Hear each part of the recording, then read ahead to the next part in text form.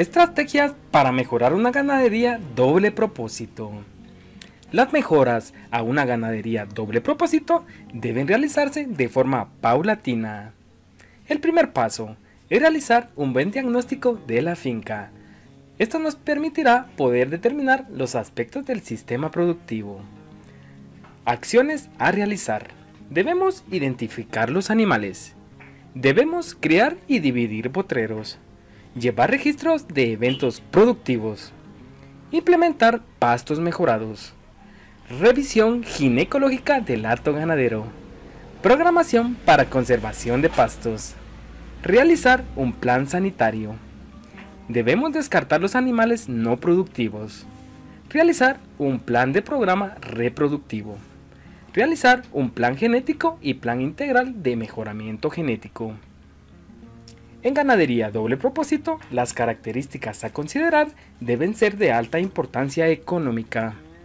Heredabilidad para poder justificar la inclusión y ser medibles con las condiciones vigentes en el campo.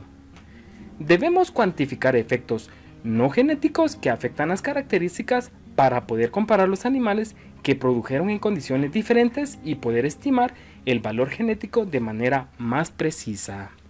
En los animales, el valor genético es la suma de los efectos de los genes que el animal posee para una característica específica.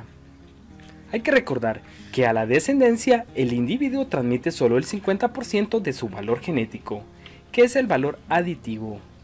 Los caracteres más importantes que debemos considerar en la fase de selección son apariencia externa, sobrevivencia, crecimiento, fertilidad, producción de leche. En temas de producción de leche, tenemos que seleccionar las vacas directamente de acuerdo a la producción.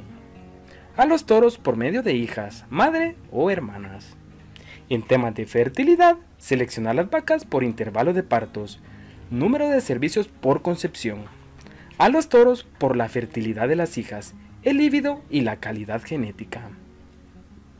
En temas de crecimiento, seleccionaremos a las vacas por edad al primer parto, a los toros por peso en post-destete. En temas de apariencia externa, animales libres de defectos hereditarios anatómicos. En conclusión, la evaluación de vacas para la ganadería doble propósito es de mucha importancia en el trópico. Por la dificultad de evaluar a los toros por la prueba de progenie, la clave estará en seleccionar vacas superiores para que sean madres de toros jóvenes. Es un punto muy importante en el tema de mejoramiento genético.